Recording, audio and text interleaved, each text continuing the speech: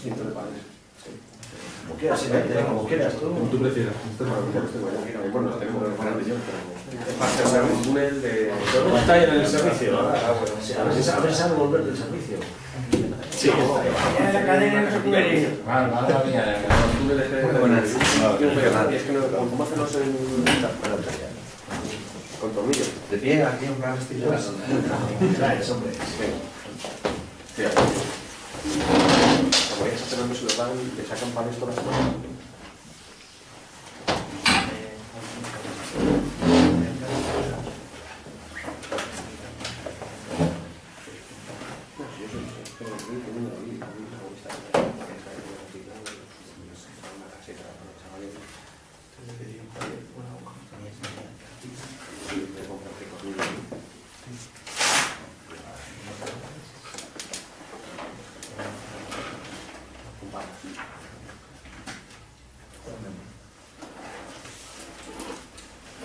Presentas Mismo, si tú eres de la casa ya y presenta a Andrés si quieres. Bueno, pues estamos aquí esta tarde con Andrés Ruggeri. Andrés Ruggeri es profesor de Antropología Social de la Universidad de Buenos Aires. Es el director del programa Facultad Abierta de la Universidad de Buenos Aires dedicado a las empresas recuperadas argentinas. Es la persona probablemente que más sabe en todo el planeta de esto de las empresas recuperadas. No solo de las argentinas, sino de las latinoamericanas, de las europeas incluso. Es la persona que coordina todos los intercambios entre las empresas recuperadas y coordina también los encuentros internacionales, la economía de los trabajadores, que se han celebrado, ya creo que son 5, ¿no? A nivel internacional, y uno europeo, otro sudamericano y otro norteamericano. Son encuentros de activistas, de académicos, de militantes y de trabajadores de las empresas recuperadas.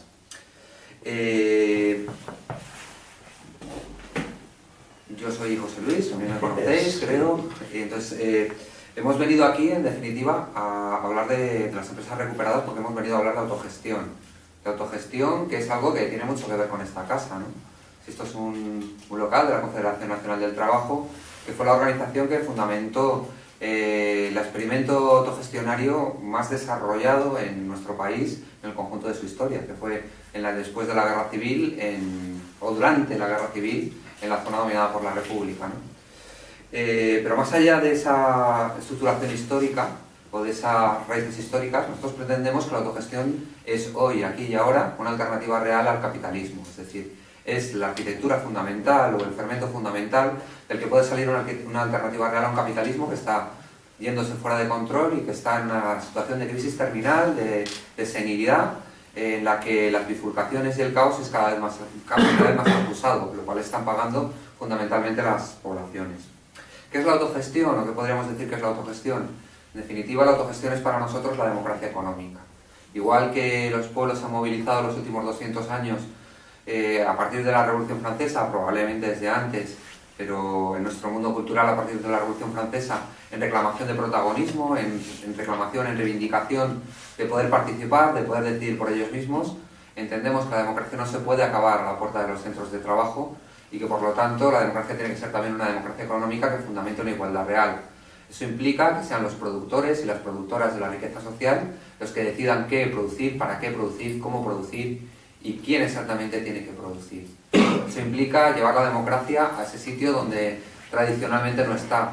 Vivimos en un mundo en el que se supone que los trabajadores tienen todos los derechos, por supuesto, todos sabemos que no es así, pero tienen una serie de derechos políticos que les permiten ser representados y que se supone que tienen también una serie de derechos civiles. Sin embargo, esos derechos políticos y civiles desaparecen una vez que cruzan el umbral del centro de trabajo. En el centro de trabajo hay que agachar la cabeza y someterse a la dictadura favoril del patrón. Frente a eso es frente a lo que nosotros apostamos por la autogestión como alternativa. Como alternativa que además permite, o entendemos que puede permitir resolver algunas de las contradicciones fundamentales del mundo en el que vivimos en estos momentos, ¿no? Es una alternativa que permite afirmar la cooperación frente al mando, el apoyo mutuo frente a la jerarquía y por lo tanto resolver el problema fundamental de democracia que existe en un sistema capitalista donde solo unos pocos mandan.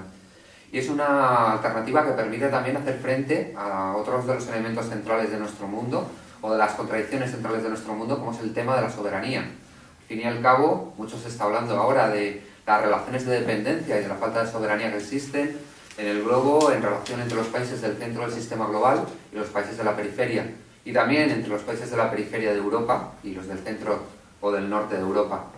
La autogestión puede ser una solución precisamente para estas contradicciones relativas a la soberanía de los pueblos, porque al fin y al cabo permite construir una alternativa económica más basada en lo local, en lo comarcal, en lo cercano y en las necesidades reales de las poblaciones, que muchas veces se enfrentan y son contradictorias con las necesidades de los grandes capitales que se mueven a través del globo y que en fracciones de segundo pueden provocar el despido de cientos de miles de trabajadores moviendo sumas ingentes a través de sistemas informáticos transnacionales. Nosotros entendemos que la autogestión puede servir precisamente para hacer frente a eso y para hacer frente también a algo muy relacionado con eso, que es precisamente el problema ecológico, que se está volviendo también un problema fundamental en nuestra sociedad, el problema de la sostenibilidad ambiental. Al fin y al cabo, el capitalismo es un sistema que necesita urgentemente, que necesita necesariamente el crecimiento para sobrevivir. La acumulación de capital debe de seguir misericordiamente y debe seguir de una manera continuada, porque si no el propio capitalismo se asfixia. Nosotros entendemos, por tanto, que la autogestión puede servir de llave, de gozne, de mecanismo de apertura, de una alternativa que permita una economía más sostenible, una economía más basada en las necesidades tanto de las poblaciones como del propio ecosistema. Y ello sobre la base, sobre todo, de entender que la abundancia, la riqueza, puede definirse de otra forma. Estamos viviendo en un mundo en el que el capitalismo define la riqueza en función de la posesión, de la propiedad, sobre cientos de miles de cachivaches, sobre montones de cachivaches innecesarios que pueblan las estanterías, que pueblan los escaparates, frente a los que los trabajadores nos quedamos mirando y afirmamos nuestro deseo simplemente sobre la base de que queremos tener lo mismo que los ricos. Cuando, sin embargo, la abundancia es probablemente otra cosa, y la autogestión podría servir para conseguirla. La abundancia tiene más que ver con los cuidados, con la afectividad, con la riqueza cultural, tiene más que ver con lo que la economista feminista Maya Pérez Orozco llama una vida que merece la pena ser vivida. Y ese tipo de abundancia es precisamente la que los propios trabajadores se pueden dar a sí mismos a través de esa democracia económica que es la autogestión. Entendemos, por tanto, que la autogestión es una alternativa real que bebe de experiencias concretas como las que va a presentar Andrés en relación con las empresas recuperadas argentinas o incluso las empresas recuperadas a través del globo, pero también de experiencias como fue la de las colectividades en España y de experiencias más cercanas como las de todas aquellas iniciativas y proyectos que se anudaron en torno al movimiento del 15 de mayo en las plazas y que emergían como formas de generar experiencias del tipo de los bancos de tiempo, los proyectos cooperativos, los mecanismos de intercambio, etcétera, etcétera, que estaban muy interrelacionados con todo ello, por lo menos hasta muy recientemente. Bueno, al fin y al cabo, ¿en qué tipo de sociedad vivimos? ¿Cómo se podría definir con una sola palabra la situación actual del sistema en el que vivimos? ¿Qué pensáis? Colapso. Colapso. Bueno, colapso todavía no ha llegado. Sí. Pero está en camino, ¿no? O puede estar en camino, tampoco lo sabemos seguro.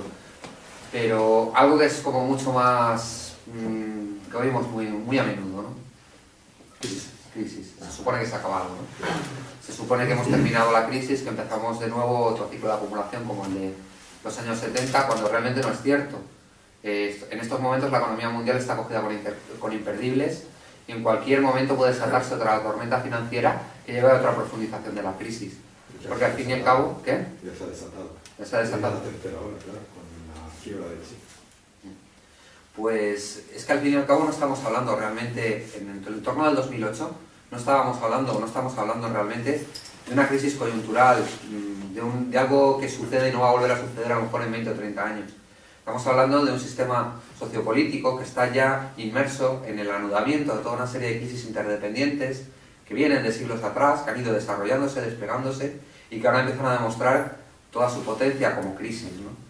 La crisis económica, la crisis financiera, la crisis cultural propia del capitalismo, incluso la propia crisis militar. Hay que tener presente que los ejércitos de Occidente, del centro del sistema, no consiguen resolver las situaciones propiamente militares en las que se han metido. Están inmersos en guerras que no consiguen ganar del todo. Consiguen provocar el caos, provocar un enorme sufrimiento humano, pero no consiguen controlar los territorios donde se metieron, como Irak o Afganistán, ¿no? Todo eso demuestra que al fin y al cabo estamos en un cambio de época, en un cambio fundamental, en una crisis civilizacional. Y eso implica que, igual que no conocemos el mundo, o que nuestro mundo ha variado mucho en los últimos 20 años, en los próximos 20, 30 años va a variar exponencialmente muchísimo más. Las mutaciones se van a acelerar, los cambios van a ser mucho más profundos. Vamos a vivir en un mundo enteramente transformado dentro de 30 años. El problema fundamental, o de 50, el problema fundamental es hacia dónde se transforma.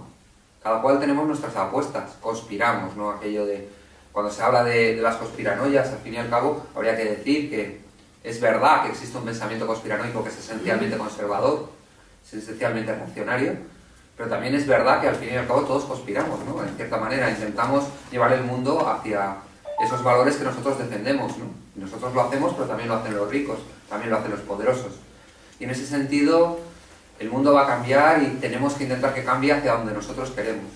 Y en esas perspectivas es donde realmente entendemos que la autogestión es un conde para iniciar un proceso de transición a una sociedad enteramente transformada.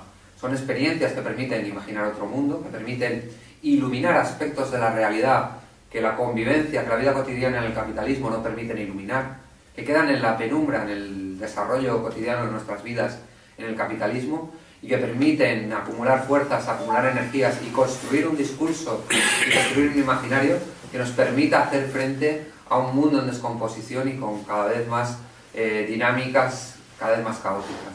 En ese sentido, yo os voy a dejar con Andrés para que os cuente un poco el tema de las empresas recuperadas en Argentina, para que os cuente cómo funciona todo esto y para que veamos desde ahí qué elementos podemos coger, qué elementos nos pueden alimentar y nutrir en un proceso de construcción de un nuevo socialismo libertario para el siglo XXI. Venga, que te estás sonriendo. Tengo que hablar del caos, de la crisis. Bueno, antes que nada les agradezco Ahora sí, dale oxígeno. Agua. la oportunidad. Gracias también a la extensa gira que me armó acá José Luis de 5 charlas en 4 días.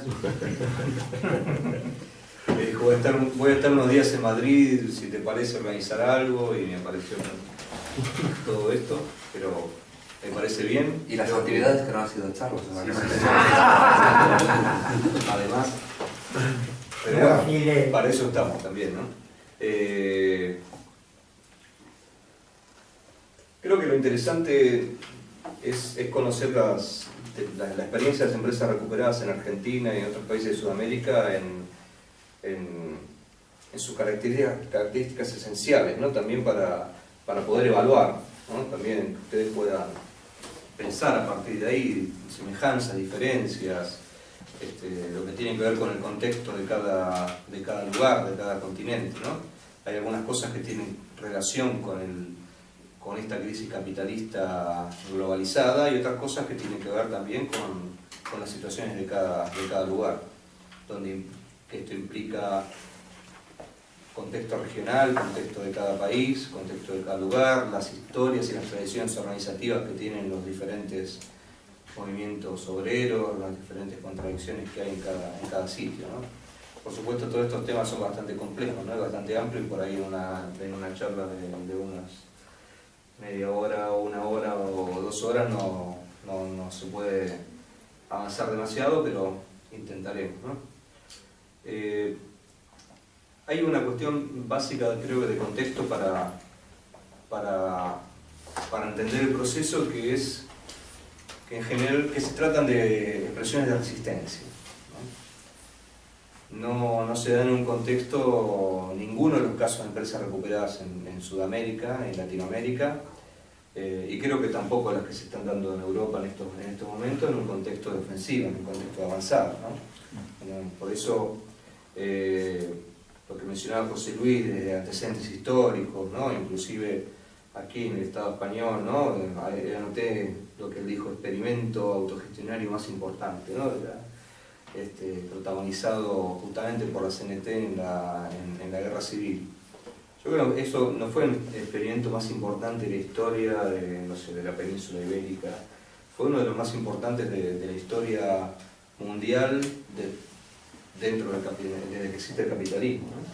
Y muy poco conocido, o sea, ustedes lo conocen por supuesto, pero fuera de aquí, no es muy poco conocido. En Argentina es prácticamente desconocida esa historia, y en el mundo. Eso tiene que ver, bueno, con tradiciones, con imposiciones de las corrientes que se fueron impusiendo en el debate político de la izquierda mundial en cada lugar, ¿no? Pero al mismo tiempo, bueno, por cómo terminó, ¿no? Y fuera de eso, creo que en general, cuando se habla de autogestión o de control obrero, depende de cómo, desde qué lado desde qué corriente también se hable, no siempre no es exactamente lo mismo, pero a veces se identifican los mismos procesos con esos nombres, con esas denominaciones, y se habla más de la Comuna de París, o se habla de los soviets, o del comité de fábrica de la Revolución Rusa, o del Mayo francés. En el Mayo francés, ¿cuánto duró? ¿Un mes? No autogestionó ni una sola fábrica, ¿no? Y sin embargo, la palabra autogestión con fuerza dentro de la tradición política internacional se instaló ahí, ¿no? Antes estaba el concepto y estaba la práctica, pero no la palabra, ¿no? Y sin embargo, no sé, en Barcelona, la colectivización de las industrias, se colectivizaron ¿cuántas fábricas? Cientos de fábricas, ¿no? Durante 3 años casi, ¿no? En Argentina ahora hay 350 empresas recuperadas que en promedio están funcionando hace 10 años, ¿no? Sin embargo, el Mayo francés tiene más glamour, ¿no?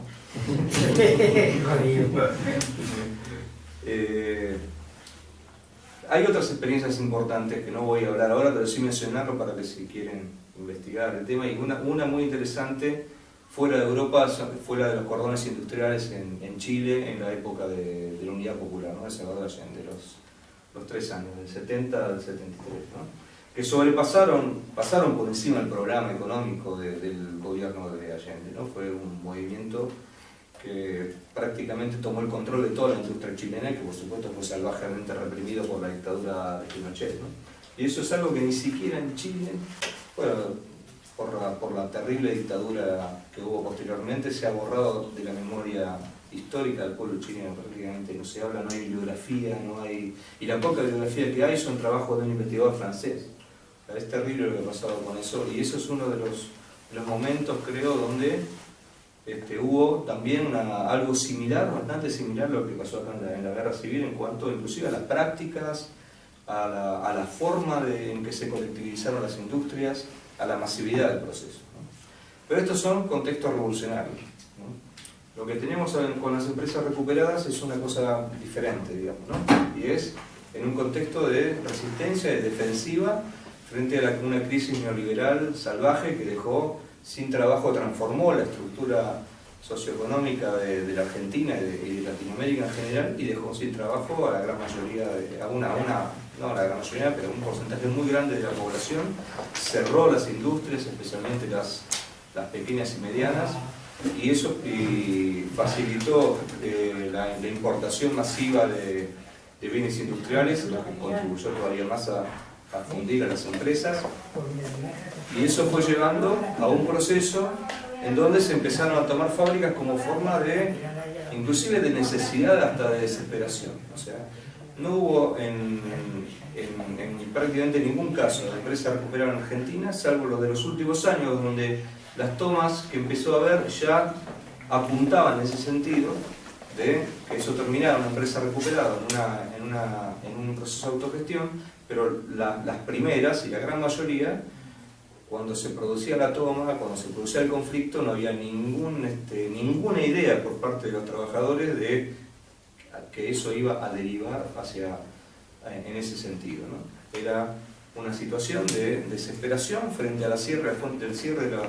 fuente de trabajo y la absoluta imposibilidad de conseguir otro, ¿no? O sea, estoy hablando esto en los años 90, ¿no? Termina la dictadura militar, que es donde empieza la transformación de la estructura económica y social, es decir, donde se rompe el proyecto industrialista, que hasta ese momento venía más o menos desarrollándose. Se empieza también a destruir la capacidad de las empresas públicas. Bueno, empieza todo este proceso, se recupera la democracia, pero viene una crisis económica muy fuerte que termina con una hiperinflación brutal en el año 89, que provoca la salida anticipada del gobierno de Alfonsín en ese momento, cuando asume el siguiente gobierno, que fue el de Menem, ya asume con un plan neoliberal bestial que era exactamente lo contrario de lo que había dicho en la campaña electoral, pero bueno, esos son detalles de la historia, ¿no? Él dijo después, si hubiera dicho lo que iba a hacer no me votaba nadie, ¿no? Entonces eso empezó, todo este proceso se va viviendo a lo largo de los años 90 y ahí se produce inclusive también la defección de la mayoría de los sindicatos de la lucha en general, no solamente de la lucha contra la pérdida de trabajo, sino en la oposición a los planes neoliberales, lo que provoca algunas fracturas en los sindicatos y en las centrales,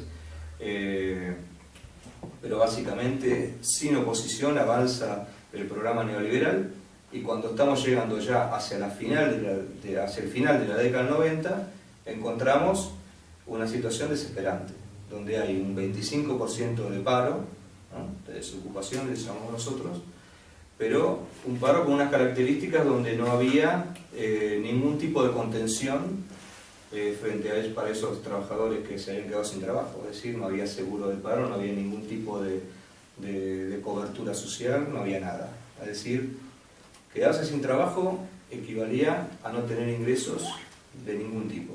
Entonces, eso llevó a una parte de la población, obviamente los sectores más humildes, a tratar de sobrevivir de cualquier manera y a una reacción tardía por parte de los trabajadores que habían perdido su trabajo, que fue el surgimiento de los movimientos que se llamaron los piqueteros, ¿no? Que fueron movimientos de trabajadores ocupados que, como ya no tenían lugar de trabajo donde protestar, protestaban en las calles mediante cortes de ruta, esperando, digamos, algún tipo de solución por parte del Estado. Lo único que en algunos casos llegaba en forma de lo que se llamaba planes sociales, algún tipo de asistencia muy mínima.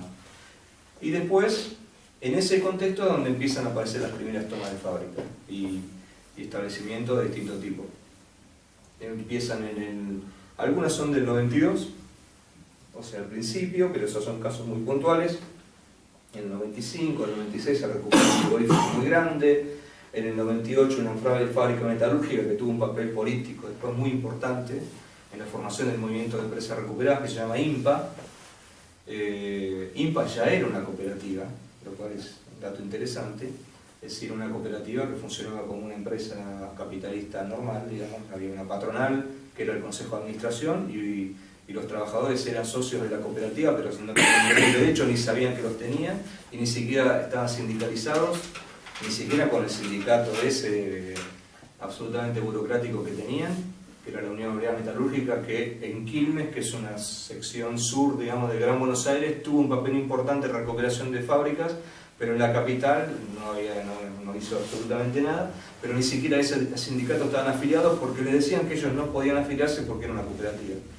Entonces no tenían ningún tipo de organización sindical. Y ahí, cuando se produce el vaciamiento, es decir, la quiebra provocada fraudulentamente por los propios administradores de la cooperativa, los trabajadores estaban como sin ninguna defensa.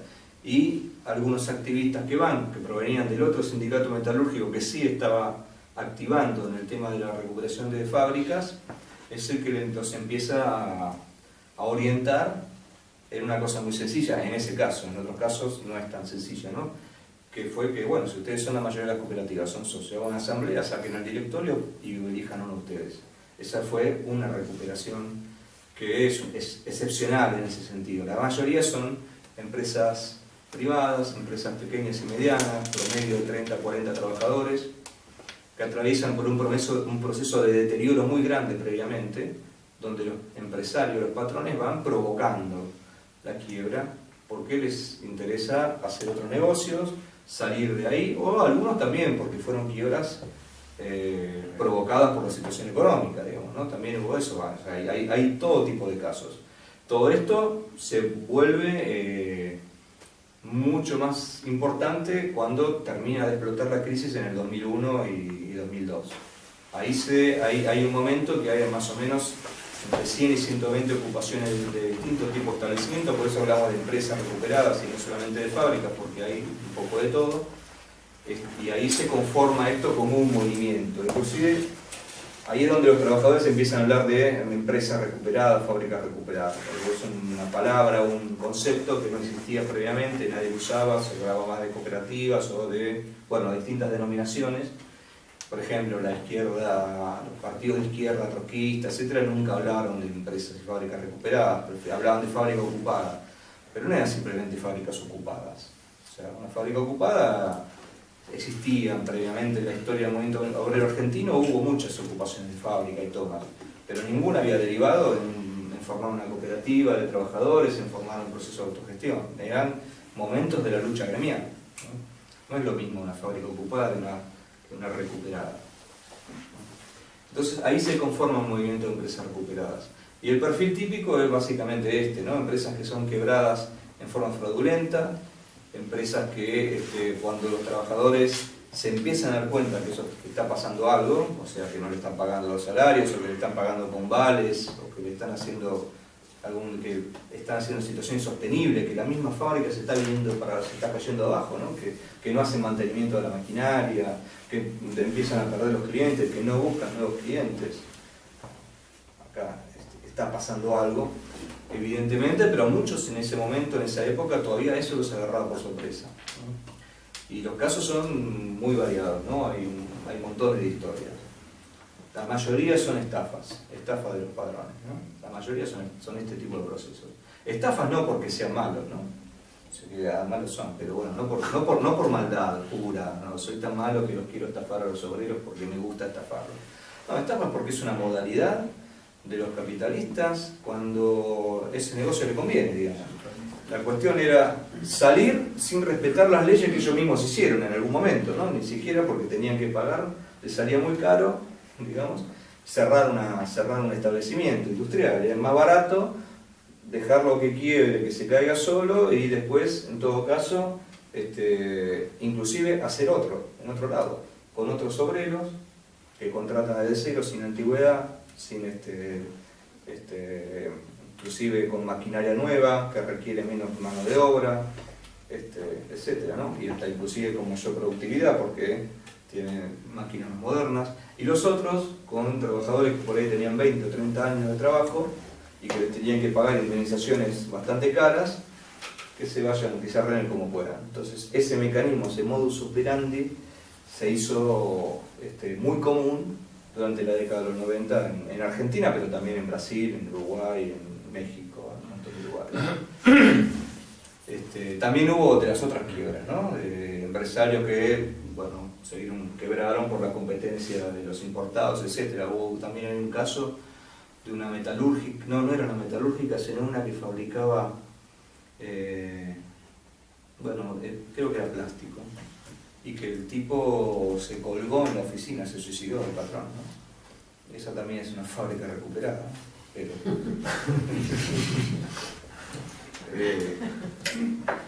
no sé de qué se ríen. Sí. No, y después la mayoría de los casos fueron de esta manera, ¿no? También dejar de trabajar un viernes y el lunes ir y está la fábrica cerrada con un cartelito que dice fábrica cerrada, nuevo aviso, las puertas soldadas, en el fin de semana se llevaron a luminarias o las cosas que todavía podían ser de utilidad, y la desesperación de la gente, ¿no? Por ver qué hacer. Pero en muchas otras eso se pudo prever, ¿no? Cuando se empezaron a dar cuenta que eso estaba por pasar, se hace la toma de la fábrica. La toma de la fábrica generalmente con el objeto de que no la desarmen, de que no la destruyan.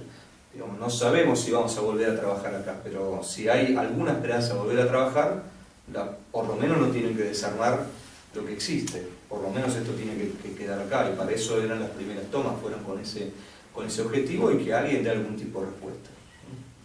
Ni siquiera, y generalmente los patrones se iban, desaparecían. El caso de Bruckmann, por ejemplo, para dar otra historia, sí. Bruckmann es una que fue muy famosa, ¿no? Porque ahí hubo cierta penetración también de algunos partidos de izquierda que le dieron mucha difusión. Bruckmann, una fábrica textil, que la gran mayoría eran trabajadoras mujeres, y que ahí no había ningún tipo de organización sindical. En muchas de las empresas recuperadas, inclusive los trabajadores más combativos y más organizados habían sido despedidos antes, no llegaron hasta el final del proceso. Al final del proceso llegaban los que se aguantaban todo. Es decir, que inclusive hasta los más despolitizados fueron los que ocuparon la fábrica. Los menos luchadores, los que eran amigos de los patrones, incluso hay algunos casos de esos, que decían después, al contar sus historias, dicen, yo no entiendo por qué Pepito, el patrón, hizo esto conmigo, si yo siempre lo ayudé. Ese tipo de cosas han pasado, ¿no? Y en Bruckmann, el dueño, Jacobo Bruckmann, les dijo, la fábrica está mal, voy a tratar de conseguir financiamiento, les dejo la llave, ustedes lo cuidan, que el fin de semana que vuelvo, porque voy a buscar plata no sé dónde. No volvió nunca, fue como, me voy a comprar cigarrillos y vuelvo, ¿no? Y esa fue la toma de Bruckmann, porque en realidad la toma inclusive hasta la provocó el propio patrón, porque se quedaron los trabajadores y las trabajadoras ahí en la fábrica esperando que el tipo vuelva, porque obviamente le habían hecho un planteo que le debía plata, que le tenía que pagar, y el tipo dijo, quédense que yo ya vuelvo, voy a buscar el dinero a no sé dónde, y no volvió nunca más. Volvió un año después, cuando la fábrica estaba en pleno proceso de recuperación y la habían vuelto a poner a funcionar y estaban funcionando bien y estaba de vuelta en actividad, y ahí el tipo volvió a querer recuperar la fábrica que ya los trabajadores habían puesto en marcha, ¿no? Por suerte no lo logró. Hubo un desalojo bastante violento, pero finalmente la fábrica quedó en manos de las trabajadoras y los trabajadores. Esto es el panorama más o menos en el 2001, 2002, ¿no? Hay aproximadamente 100, 120 empresas recuperadas, el 50% eran empresas de tipo industrial, gran mayoría metalúrgicas, la mitad en la zona metropolitana de Buenos Aires, es decir, donde se concentra la industria, pero también en Rosario, bueno, en otras ciudades donde hay concentración industrial, pero también había... La gran mayoría de esas empresas autogestionadas en aquel momento siguen funcionando, la absoluta mayoría. Digamos que el 90% de las que empezaron en ese momento siguen existiendo ahora. Empiezan en un momento crítico de la economía, o sea, en plena crisis, en condiciones muy difíciles. Las ocupaciones, no en todos los casos hubo ocupación, no en todos los casos las luchas fueron tan intensas, pero en todos hubo algún tipo de conflicto, por supuesto. En algunos hubo hasta incluso algún tipo de negociación, por lo cual la empresa pasó sin mayores traumatismos, digamos, de la vieja gestión a la gestión obrera, pero en general sí. Y esas ocupaciones en promedio duraban entre 6 y 9 meses. Sí, ese es el tiempo entre que empieza el conflicto y que finalmente logran volver a poner en producción la empresa, la fábrica que fuera. Ese es el contexto de aquella época. Las relaciones con el Estado eran bastante, digamos, generalmente solamente con los jueces, que se encargaban de la quiebra. Los jueces, justamente como querían liquidar los bienes, cuando se encontraban con la ocupación, la primera reacción era mandar a la policía. Por eso el movimiento de empresas recuperadas, cuando se forma en ese año, utiliza un lema que es ocupar, resistir, producir, ¿no?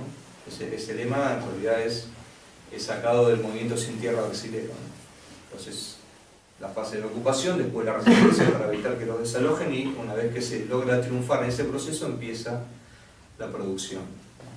Y empezar la producción es un proceso complejo también, no es un proceso fácil.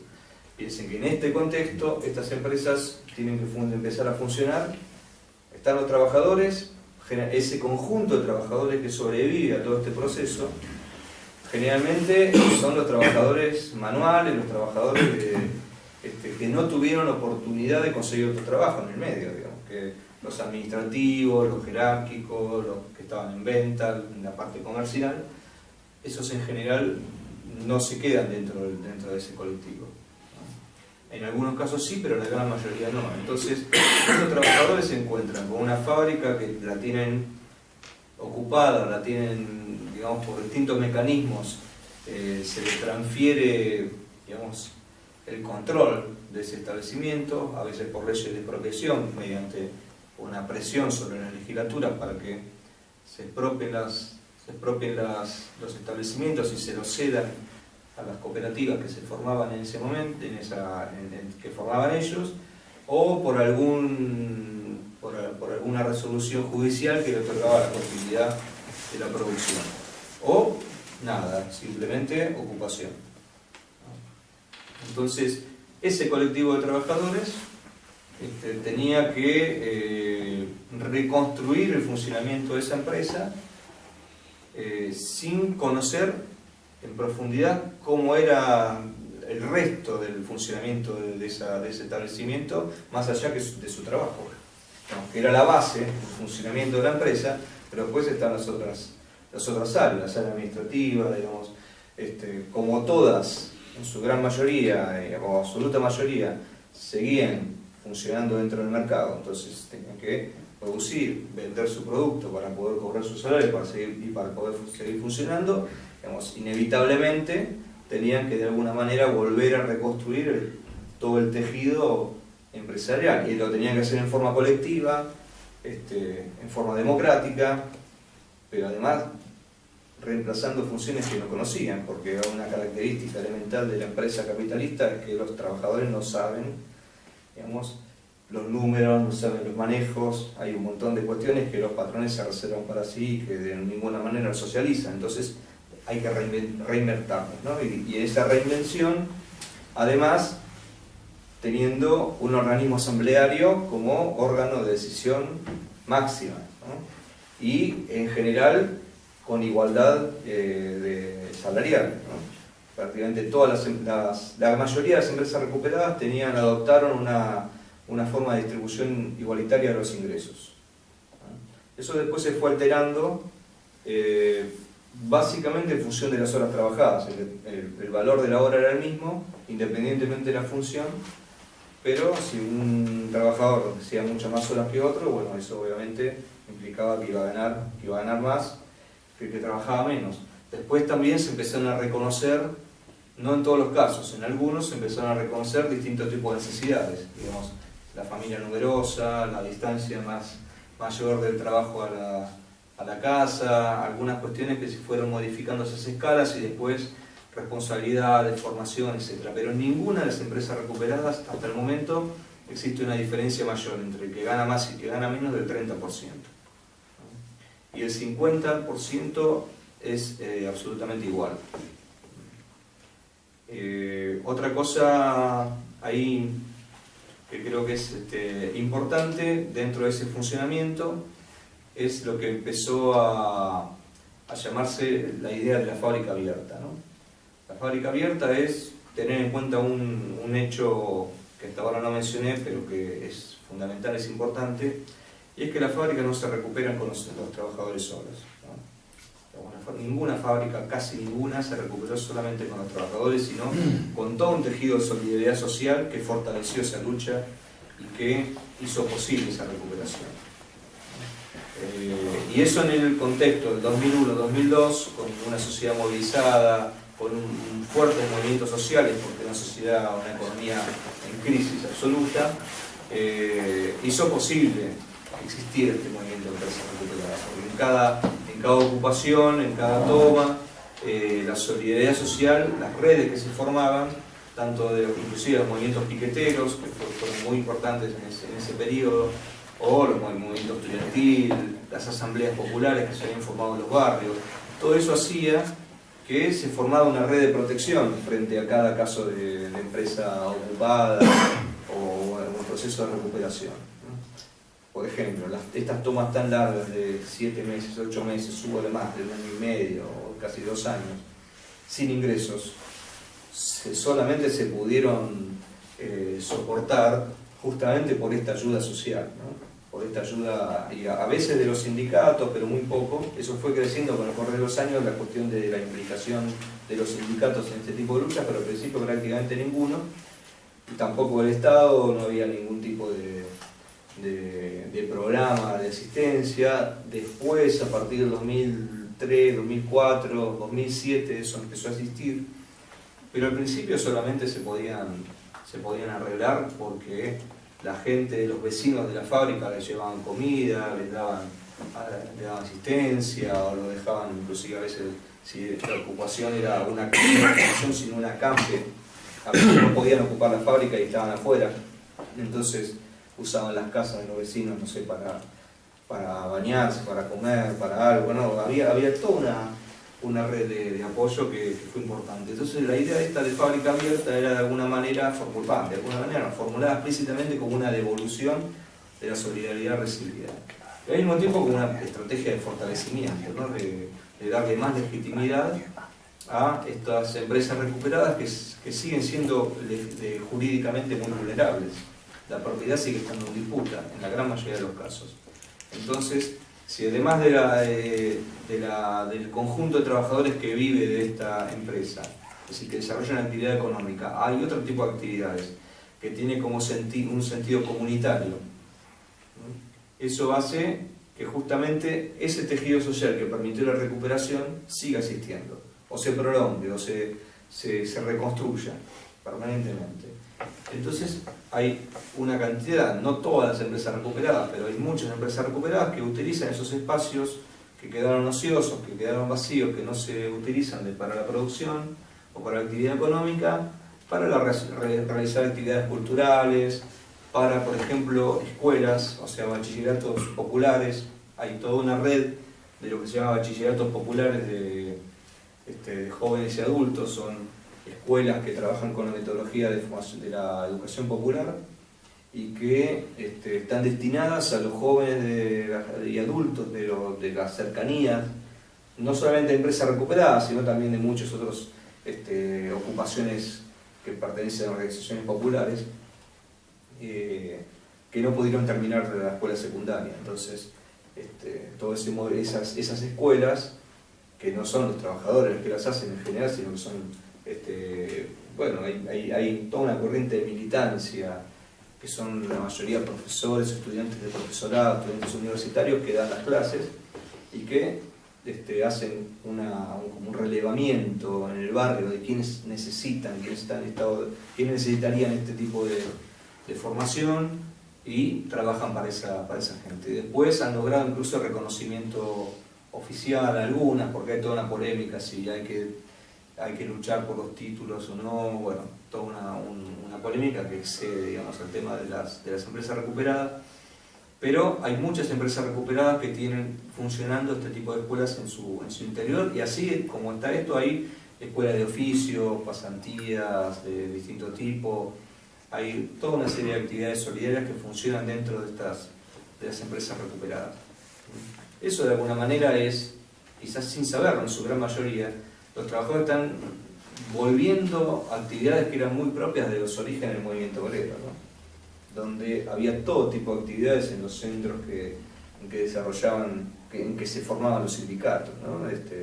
O las sociedades de socorros mutuos, en los comienzos del movimiento obrero argentino, que en su mayoría eran inmigrantes que venían de distintos países de Europa, que traían la experiencia de fin del siglo XIX, principio del siglo XX, este tipo de actividades, bibliotecas populares, actividades educativas para los hijos de los trabajadores eran muy frecuentes, y eso el sindicalismo lo fue perdiendo, y de alguna forma las empresas recuperadas vuelven a recrear esa vieja tradición, esa vieja costumbre, ¿no? Con el correr del tiempo el movimiento se fue consolidando, ¿no? Se fue conformando, fue creciendo, se ha ido convirtiendo en algo que con el correr de los años siguió habiendo recuperaciones, no terminaron con la crisis del 2001 y de los años siguientes, digamos que en el 2004 ya había 160 empresas recuperadas. Después se vivió como un periodo de estancamiento porque se empezó a recuperar la economía, bajaron los índices de desempleo, empezó a haber una actividad de reindustrialización. Entonces, eso de alguna manera inclusive también fortaleció a la actividad de las empresas recuperadas, pero dejó de haber, siempre hubo, en todos estos años entre el 2004 y el 2008, que es cuando comienza la crisis, ¿no? A nivel internacional. No hubo demasiados casos nuevos de empresas recuperadas, pero hubo algunos. Y en el 2008 empieza a haber nuevamente otra como una segunda generación de empresas recuperadas en Argentina, que es menos numerosa, pero que tiene más o menos las mismas características, ¿no? Los procesos son bastante parecidos. Lo que cambia es el sector, ¿no? El sector económico que se empieza a desarrollar. Empieza a haber mucho en la industria gráfica, ¿no? En las imprentas, poco en la metalurgia, empieza a diversificarse, empieza a haber distintos tipos de establecimientos. A partir del 2013, por ejemplo, eso empieza a ser cada vez mayor, porque se tomaron medidas, digamos, contracíclicas en el país para evitar que la crisis impacte demasiado fuerte, pero bueno, llegó un momento que eso empezó a llegar igual, pero no a los sectores de la industria más consolidadas, sino que empezó a haber empresas recuperadas en sectores de mucha precarización laboral, ¿no? Donde los empresarios empezaron a recuperar ellos, digamos, esas prácticas fraudulentas que habían proliferado en los años 90, ¿no? Y empezaron a hacer quebrar establecimientos, generalmente con inclusive la complicidad de los sindicatos, ¿no? de los sindicatos de textil, gastronómico, que son los peores sindicatos que tenemos, ¿no? Los más mafiosos. Entonces, en esos lugares, en esos sectores, es donde empieza a haber nuevamente empresas recuperadas. Y de alguna manera empiezan a ser un poco distintas estas recuperaciones, porque ya hay una experiencia acumulada, ¿no? Digamos que si bien siguen cerrando empresas que no se recuperan, porque no es que todas las empresas que cierran en Argentina se recuperan, ¿no? Por supuesto, pero donde se recuperan, uno ve en esos casos que hay una anticipación generalmente. Hay empresas recuperadas donde los trabajadores ya cuando empiezan a ver que empieza el proceso de vaciamiento o que empieza a haber señales de que la empresa puede llegar a cerrar, ya empiezan a conformar la cooperativa, la inscriben, hacen todos los trámites. La cooperativa no funciona, el patrón ni sabe que tiene una cooperativa armada, pero cuando llega el momento ya tiene una cooperativa hecha. Entonces el proceso, ¿no? La cooperativa la necesitan para poder funcionar, no es porque inclusive hay bastantes contradicciones entre el viejo cooperativismo y el cooperativismo que surge de trabajadores en empresas recuperadas, ¿no? Que después podemos hablar un poquito de eso si les interesa, pero al tener ya hecha la cooperativa de trabajo, cuando llega el momento de que se aproxima el cierre de la empresa, los trabajadores se plantan y dicen, mira, si querés cerrar la empresa, acá no tenemos ningún problema porque ya tenemos la cooperativa hecha y te podés ir, no te necesitamos para nada. Y hubo algunos casos así, de ese tipo, ¿no? Actualmente lo que tenemos son ya un crecimiento bastante grande de empresas recuperadas, son más o menos 350 empresas recuperadas en todo el país, es decir que de las 150 que había en el 2003, después de la crisis, prácticamente tenemos 200 más, ¿no? Que bastante silenciosamente se han ido formando y ahora tenemos un movimiento que es mucho mayor. Ocupan unos 16.000 trabajadores actualmente. También con sus contradicciones, no es que todas las empresas recuperadas funcionan bien, algunas funcionan muy bien, unas funcionan muy mal, otras más o menos. No están exentas de conflictos internos, la autogestión no es para nada un paraíso, o sea, no es que porque los trabajadores tienen su mano en la empresa funciona mejor que con el capitalista no productivo, pero tampoco significa necesariamente que las relaciones entre los trabajadores sean mejores que antes. Son procesos de autogestión que surgen de la necesidad de recuperar el trabajo. Entonces, en esos procesos son interesantes porque, por un lado, el proceso de autogestión aparece como algo viable, digamos, que no es solamente producto de un conjunto de militantes que quieren la autogestión, ¿no? Sino que lo que está pasando es que los trabajadores empiezan a ver autogestión como una salida viable, como una salida posible frente a determinadas circunstancias. No cualquier circunstancia, pero sí determinadas circunstancias. Y ya tienen cada vez menos dudas de que ese es un camino posible. Cada vez que ahora en Argentina hay un cierre en la empresa, la gente empieza a decir, bueno, ¿y por qué no forman la cooperativa? ¿Qué pasa? ¿Por qué no hacen la cooperativa? No siempre se puede hacer la cooperativa. No siempre es tan fácil ese proceso. Por ejemplo, quiebra una gran empresa y eso generalmente es un gran negocio que alguien está haciendo. Entonces hay intereses y el Estado no es neutral en esas situaciones. Puede ser que no le importe demasiado a nadie que quiebre un pequeño taller que inclusive capaz que hasta no tiene herederos, que nadie le importa, que ni siquiera es un terreno que valga mucho, y dejen tranquilamente que los trabajadores formen su cooperativa, ¿no? Y hagan su proceso y no hay demasiado problema. No es lo mismo con algunos casos de empresas mucho más grandes. Hay algunos de esos casos en las empresas recuperadas que nunca se termina, que siempre están en peligro de que los vayan a meter a desalojar. Uno es el Hotel Bauen, por ejemplo. El Hotel Bauen es un hotel que tiene 19 pisos, que está en pleno centro de Buenos Aires, ¿no? Eso está en conflicto permanente, los trabajadores lo ocupan, lo tienen en funcionamiento, y mucha gente va, dice que lindo el Hotel Bauen, o no tan lindo porque tiene algunos problemas, pero bueno, estuve alojado en el Hotel Bauen, es una empresa recuperada, algunos ni saben que es una empresa recuperada y se alojan, van, hacen todo y no saben que ese hotel recuperado está ocupado en forma totalmente ilegal, que tiene una ley en contra. Hay una ley de la Ciudad de Buenos Aires que es en contra de los trabajadores, que dicen que le tienen que devolver la propiedad al viejo empresario, y que tiene un fallo judicial en contra con orden de desalojo desde el 2007, que ha pasado por todas las instancias judiciales y en hasta la Corte Suprema, y siempre confirmaron que los trabajadores se tienen que ir, y si hasta ahora no los desalojaron, es justamente porque la correlación de fuerzas que lograron generar, el apoyo social que tienen y político, es lo suficientemente fuerte para que a nadie le interese demasiado, ni el juez ni el gobierno, pagar el costo político de una batalla campal para tratar de desalojar ese hotel en el pleno centro de Buenos Aires, ¿no? Muy probablemente este nuevo gobierno que tenemos, que es un gobierno absolutamente neoliberal, a todo trapo, digamos, no le importa demasiado eso y lo haga, ¿no? Pero ese es el contexto. Después hay otros ejemplos de este tipo de grandes empresas que están recuperadas. Sanón, por ejemplo, que es una bastante conocida, 400 trabajadores. Bueno, le costó mucho conseguir, por ejemplo, la ley de expropiación, le costó mucho todo el proceso, porque justamente era un gran negocio, ¿no? Que alguien quería. El empresario se sacó de encima esa fábrica para hacer más plata, ¿no? Para perderla, ¿no? Entonces los trabajadores le arruinaron ese negocio. Y así podemos citar varios, ¿no? O sea, la situación actual es más o menos esa. Creo que ya podemos ir cerrando un poco la exposición y abrir el debate, preguntas, etc.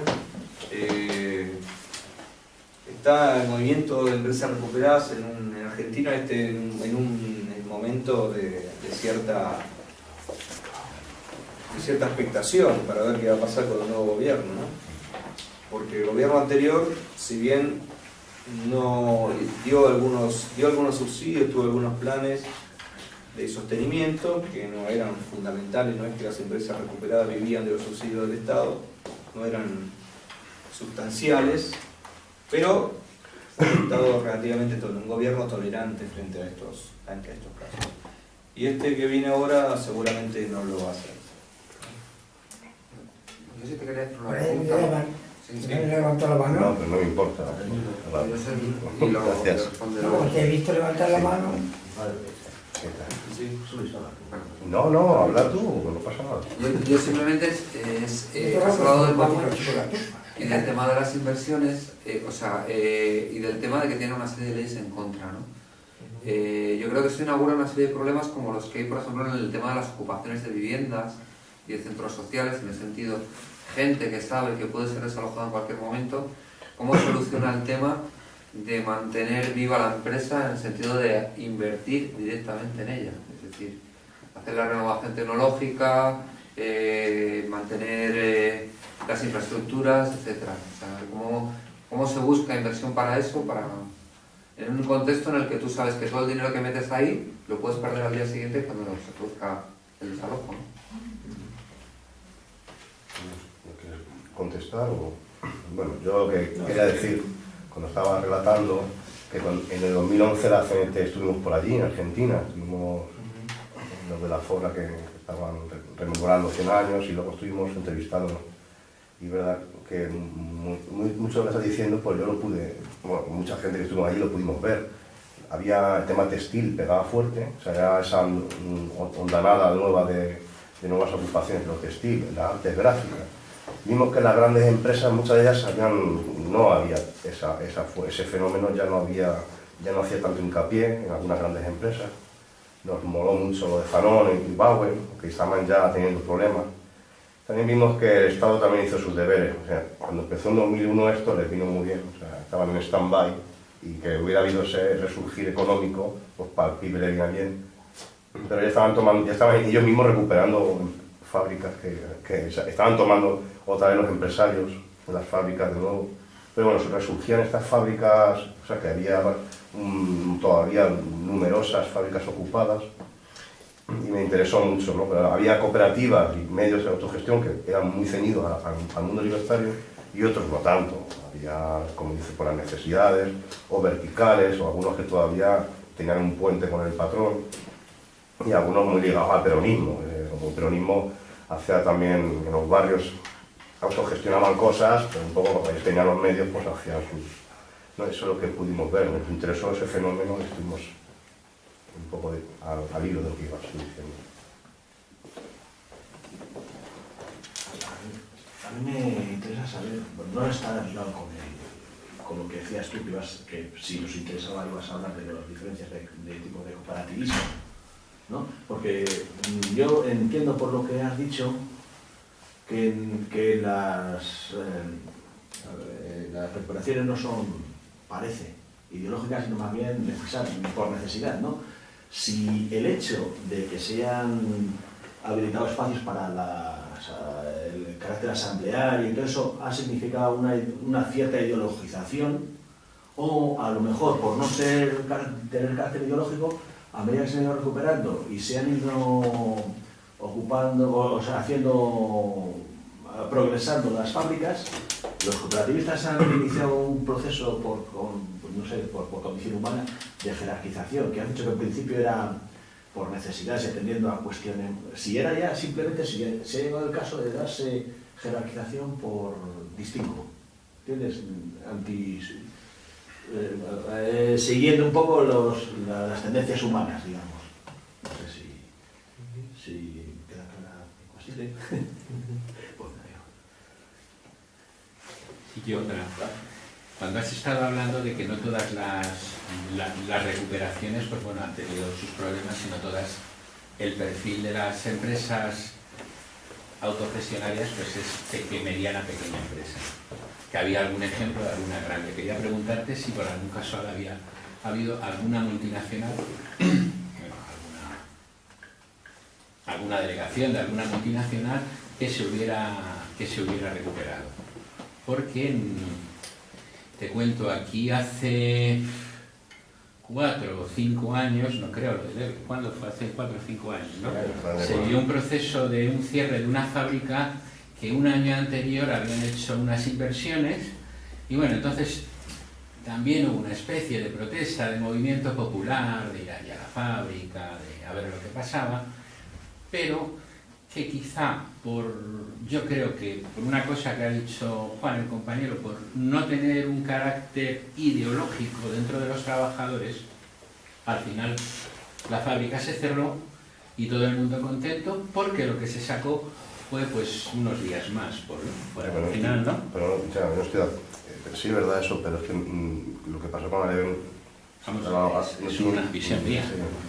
Estuvimos intentando hacer cosas allá, cuando ya contesté, te digo. Era eso por si había alguna experiencia en alguna fábrica con un contexto muy determinado. También aquí en Madrid hubo lo de la Coca-Cola, esta famosa, que al final no sé cómo ha ocurrido, lo que tenían aquí en Coca-Cola, en Fuenlabrada, ¿no? Que estuvieron ahí y los jueces les decían que sí, la empresa decía que no, se llevaban las máquinas, o sea... Los jueces han dictado la readmisión de los trabajadores Lo que pasa es que la empresa se ha llevado las máquinas y de hecho le va a dedicar el centro a otra cosa. Por eso, A un centro de logística. Sí, y lo readmite al centro, pero los va a dedicar a la logística. Y se está pagando ahora mismo El tiempo que dure. claro, o sea, era ya. De todas formas, mi deber en parte se ocupar la fábrica. No, yo me refiero aquí. Por eso te digo que habrá un problema no tanto Tendría de... 500 preguntas, pero creo que No tanto de... Aquí no se plantea nada. Parece que con algo se Son bastante largas las preguntas. Están para mucho. Están para mucho, pero bueno, vamos a tratar de conformarse con... No lo sé. No hay, vamos a empezar por la última de las grandes empresas o las grandes fábricas. No, multinacionales no, filiales multinacionales que yo recuerdo en este momento no se han recuperado. El caso más parecido pasó con una empresa que se llama Gatic. Gatic era la licenciataria de Adidas y de un montón de otras marcas. O sea, en realidad esas marcas en general ya no tienen fábricas, ¿no? Sino que le dan la licencia a una empresa local que es la que la fabrica, ¿no? Entonces en esa fábrica había, uno iba por la línea de montaje y salían todas las distintas marcas de calzado deportivo que después compiten y uno piensa que son totalmente diferentes y eran las mismas máquinas, la misma materia prima, los mismos trabajadores, todo lo mismo, y después claro sí salían modelos distintos, ¿no? Pero esa fábrica, esa empresa Gatic tenía licencia de Adidas, claro, cuando abren la apertura de las importaciones durante los 90 se empieza Adidas y un montón de marcas y tenían también marcas propias, empieza a entrar en crisis y en un momento Adidas estaba permanentemente tratando de sacarle la licencia porque prefería importar que producir ahí, ¿no? Finalmente lo logran, en algún momento pierden esa licencia y eso termina quebrando. Y Gatic era una empresa que tenía 12 plantas, había como 5.000 trabajadores distribuidos en 12 plantas en distintos lugares del país, integradas, es decir que había algunas producían, iban integrando, una fabricaba la tela, otra la suela y así sucesivamente y después se iban integrando había una fábrica que terminaba el armado. Y bueno, esa no es que no se recuperó nunca toda la empresa, ahí hubo unas luchas terribles porque hubo intereses muy fuertes en quedarse con esa empresa, inclusive para fundirla, para terminar de destruir lo que quedaba, y se termina recuperando 4 plantas de esa empresa. Una en Pigüé, que se llama Textiles Pigüé, y termina siendo 4 cooperativas separadas. No pudieron, no había forma tampoco de recuperar, de rearmar todo ese circuito, porque no estaba completa, no lograron los trabajadores organizarse en las 12 plantas. De hecho, inclusive el sindicato del calzado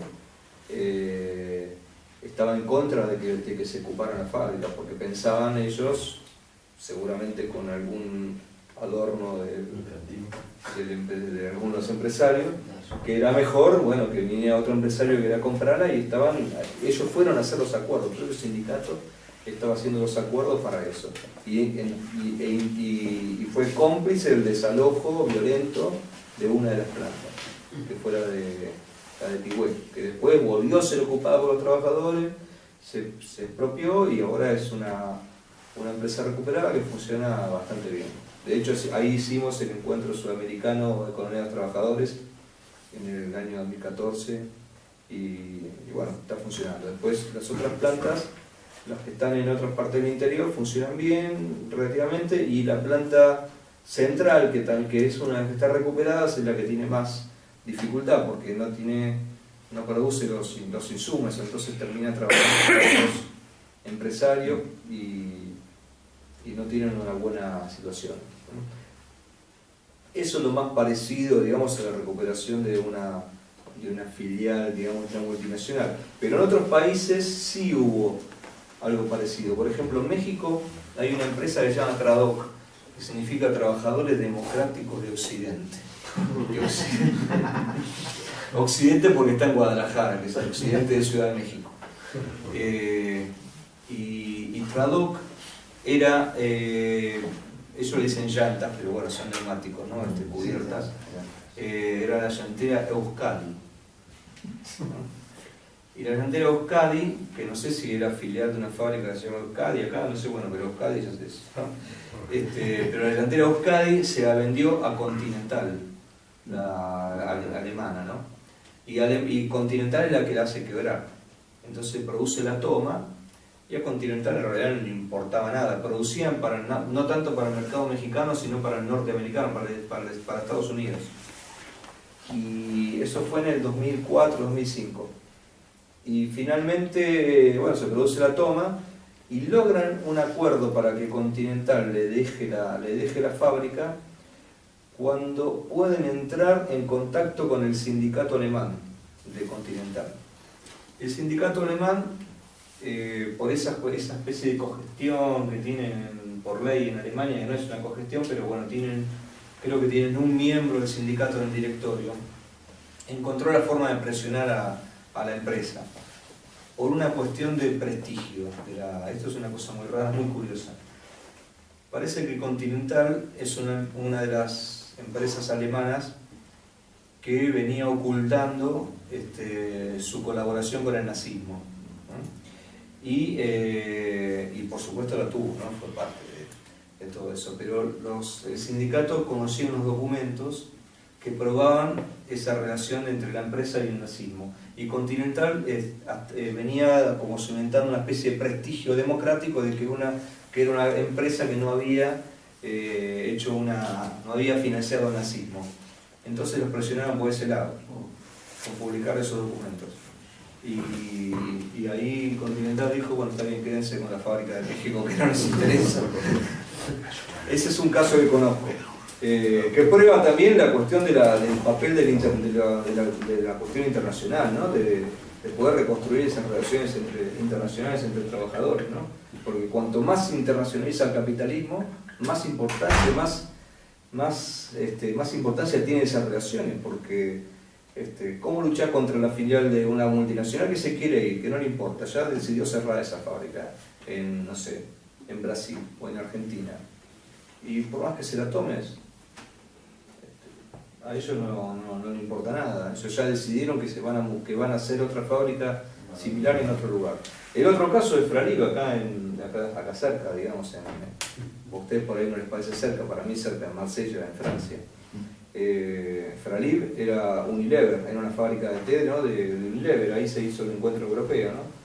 Y cuando Unilever se va, lo que hace Unilever es hacer otra fábrica igual en Polonia, pero para vender al mercado francés, no al mercado polaco, por supuesto. Entonces deja la fábrica ahí como está. Los trabajadores la toman durante 3 años y finalmente consiguieron que Unilever consiguieron la fábrica. Inclusive Unilever pagó 20 millones de euros como consecuencia de todo eso, por también una mediación, una presión del Estado francés, pero no les dejó la marca. Entonces ellos producen con marca propia y tienen que buscar una salida para su producción. Pero bueno, la fábrica la tienen y producen. Eso es los 2 casos que conozco en donde haya pasado algo con multinacionales. No en Argentina, lo más cercano debe haber sido lo de la TIC, pero por supuesto, recuperar una gran empresa es mucho más complejo, porque en un taller los trabajadores que ya vienen digamos, ocupando una fábrica y que vienen sin ingresos, sobreviviendo como pueden aguantar un poco más trabajando sin recibir ingresos, sabiendo que en algún momento esa situación se va a revertir, aportando su trabajo, digamos, que es como se forma el capital, ¿no? Con el aporte, con el esfuerzo de los trabajadores. Bueno, ponen eso para, inclusive juntan dinero, consiguen algún tipo de colaboración, algo para comprar materia prima, para poder empezar, y puede ser que puedan aguantar hasta que se empiece a circular la rueda y eso empieza a generar ingresos. Eso en una fábrica o en otro tipo de establecimiento de 10, 15, 20, 30 personas puede ser. En una fábrica de 400, el capital necesario para reconstruir esa inversión inicial es enorme, no es para nada fácil.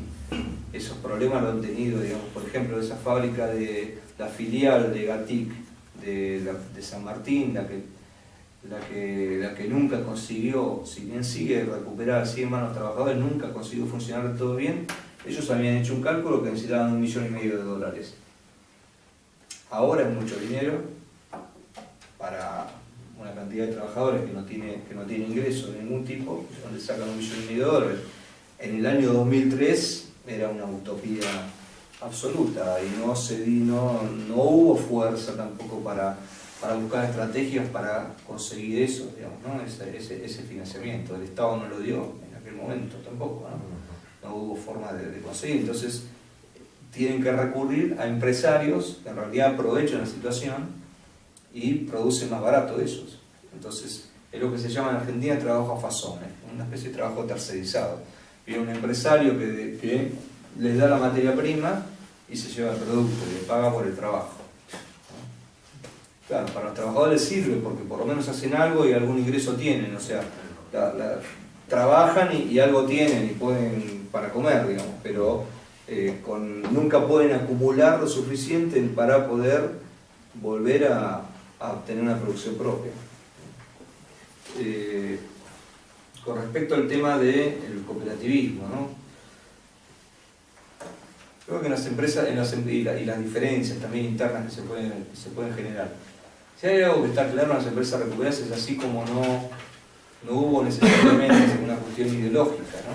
Sino más bien una necesidad. Eso también pasa con la adopción de la forma cooperativa como forma de organización. Yo estuve en muchísimas reuniones entre cooperativistas tradicionales, digamos, instituciones cooperativas y trabajadores de empresas recuperadas, ¿no? Donde siempre aparecía la misma discusión. Nosotros no somos cooperativistas, le decían a los cooperativistas. ¿Cómo que no son cooperativistas? Ustedes son una cooperativa, ¿no? Nosotros somos empresa recuperada. ¿Pero cuál es la diferencia? Ustedes son una cooperativa que tiene una matrícula. Bueno, porque somos trabajadores, le decían, ¿no? Yo no podía decir, bueno, igual pues son cooperativas. Pero lo que estaban queriendo decir era de alguna manera que era un sector social distinto. El cooperativismo tradicional, tanto en Argentina como en muchísimos otros países, si bien tiene un origen común con el movimiento obrero, se ha ido convirtiendo en instituciones separadas, digamos, inclusive que emplean trabajadores asalariados. Es otra forma de empresa que explota el trabajo asalariado de la misma manera que la empresa capitalista.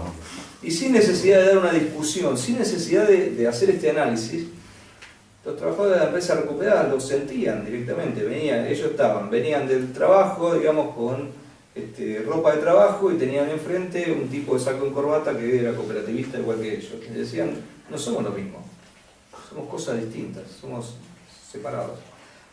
Sobre todo al principio, en los primeros años hubo muchísimos roces, porque los cooperativistas, claro, veían, acá hay un fenómeno como este, que incorpora cooperativas al movimiento, ¿no? A la institución cooperativa, y que no tienen idea de lo que es el cooperativismo. Entonces nosotros los vamos a formar para que se integren como cooperativistas.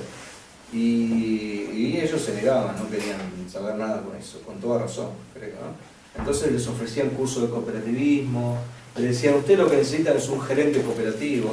No queremos ningún gerente, el gerente es un patrón.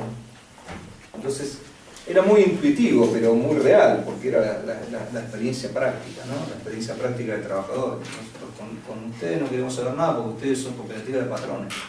Y realmente tenía razón en general.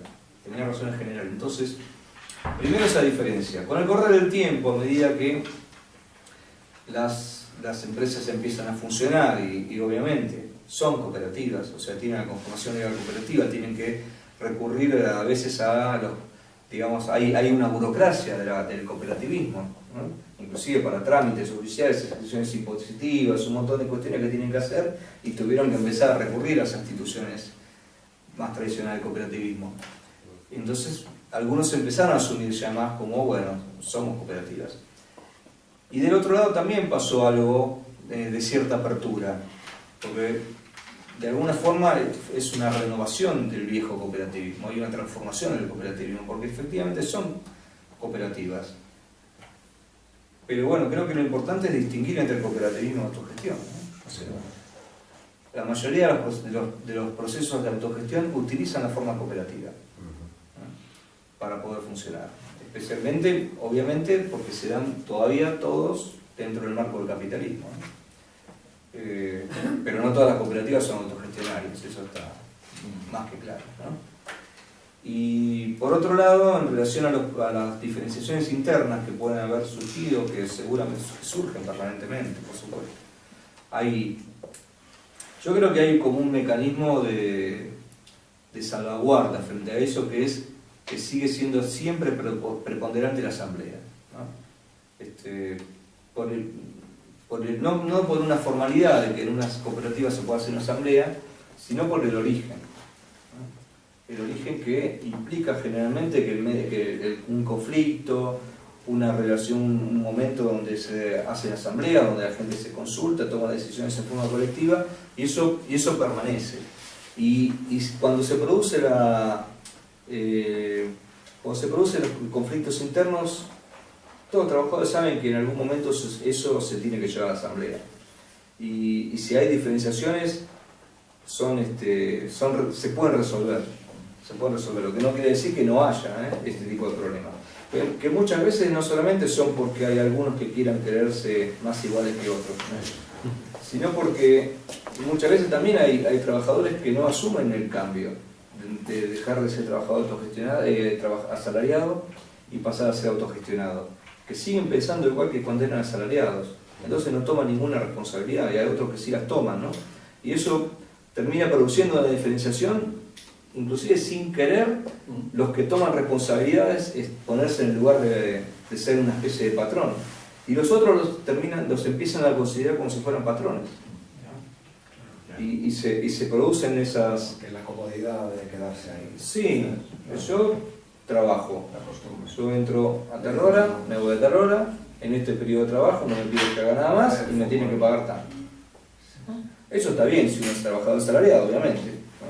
Ahora, si estás en una empresa autogestionada de trabajadores, bueno, hay que comprometerse con el funcionamiento colectivo, digamos, no alcanza solamente con eso. Y hay algunos que a veces no tampoco quieren hacer eso, porque también está la memoria del trabajador asalariado que trata de hacer lo menos posible en el tiempo, ¿no? Que dentro de la relación capital-trabajo se entiende, pero en una empresa como esta no tiene ningún sentido, solo perjudicar al conjunto y al propio trabajador, ¿no? Pero creo que siempre está el mecanismo de recurrir a la asamblea, ¿no? Eso todavía, inclusive en las más antiguas, se mantiene. Inclusive, por ejemplo, ayer me llegó así me consultan por una cosa, me llega por un lado totalmente, no por nadie del movimiento ni nada. Mi mamá, que vive en un barrio que no es un barrio de trabajadores, un barrio de estos de torres construidas por el gobierno en alguna época. Entonces tiene unos vecinos que son, uno de esos, del esposo, una relación de esos vecinos trabaja en un restaurante que fue recuperado hace 2 años. No en Los Chonchitos, sino en otro de esa misma cadena que se llama Don Bataglia. Es un restaurante donde yo sé que no es el que hay más pasión por la autogestión, digamos, ¿no? Que los otros es una cadena de 5 restaurantes que quebró y se toman y se recuperan. De todos esos 5 hay 2 que son más activos y otros 3 que quieren trabajar y que inclusive piensan que como hay mucho prejuicio contra la cooperativa, tratan de no decir que son recuperadas, y nosotros orgullosamente ponen por todos lados que son una empresa recuperada, ponen banderas, ponen materiales, explican que ellos son una empresa recuperada. Nosotros no, tratan de, uno de estos que no, este muchacho que trabajaba en ese restaurante, un problema. El problema fue que justamente como otros trabajos, él pensaba que por la antigüedad que él tenía le correspondía tanto tiempo de vacaciones y se lo tomó, sin consultar a nadie.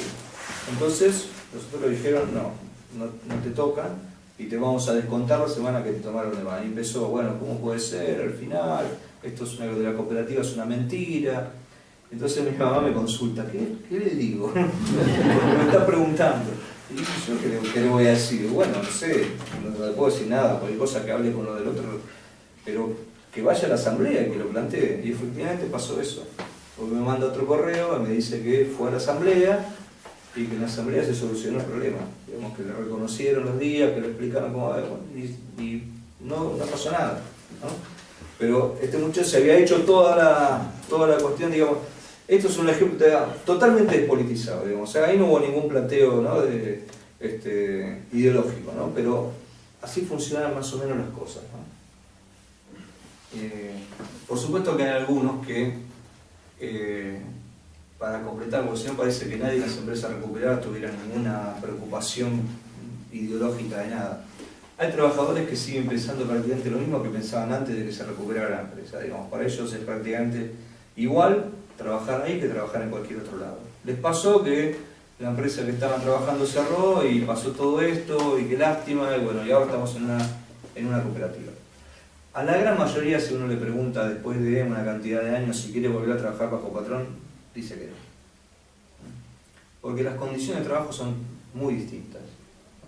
Muy distintas. El patrón que está con el látigo no está mal. Las cosas más irritantes del trabajo bajo patrón no existen más. Puede haber disciplina laboral, por supuesto, puede haber... A trabajar hay que trabajar igual, como no, de eso no se salvan, pero esas cosas, las cosas más feas, ¿no? Las más, inclusive las arbitrariedades que tienen los patrones, que las hacen inclusive a propósito, ¿no? Para disciplinar, esas desaparecen de esas empresas. Y por otro lado, así como hay trabajadores que pareciera que no les afectó en lo que piensan del mundo, hay otros que sí, que han cambiado totalmente, y son muchos. Son muchos. Trabajadores que su vida cambió, es totalmente distinta, que ahora son gente que se preocupa por los problemas políticos, que participan de organizaciones, que van a reuniones, que viajan, ¿no? Que los invitan a exponer en otros países, que participan en encuentros, que tienen una opinión sobre su propio trabajo y sobre la realidad totalmente diferente que la que tenían antes de que fuera una empresa recuperada. Y no fue un proceso que ellos hubieran desatado, digamos, ¿no? Fue el proceso lo que los transformó. Por supuesto que no transformó a todos de la misma manera, porque la gente no es igual, ¿no? Hay algunos que lo toman de una forma y otros que lo toman de otra, ¿no? Pero realmente son muchos los que han cambiado y cambiado muchísimo. Gente que no hablaba. O sea, gente que... Uno va a... No todas las empresas recuperadas, son 350 y algunas no son conocidas, están en pueblos pequeños, pero hay muchas que son permanentemente visitadas por gente que quiere, bueno, así como fueron ustedes, ¿no? O que van investigadores, que van periodistas, que los visitan y hacen documentales y aparecen en televisión, ¿no? Y son gente que antes de eso, su vida pasaba, era la vida de un trabajador común. Iban a trabajar y no tenían nada más interesante que ver lo que veían en la televisión, las cosas que pasaban con sus amigos, con su familia, el fútbol, bueno, lo que fuera, digamos. Esa era su vida, la vida de una persona común y corriente, ¿no? Y la recuperación de una fábrica, de una empresa, los puso en otro papel, en un lugar de dirigentes que nunca se hubieran, de líderes que nunca se hubieran imaginado, de hacer discursos públicos, de participar en organizaciones sociales, culturales, de conocer otros sectores, sectores sociales distintos, sectores universitarios, gente que los va a ver, los centros culturales que aparecen, que se fueron formando en los distintos establecimientos, entonces por ahí que nunca habían visto en su vida una obra de teatro y la vieron. Por ahí vieron una sola vez, no vieron una y no fueron nunca más, pero una la vieron, ¿no?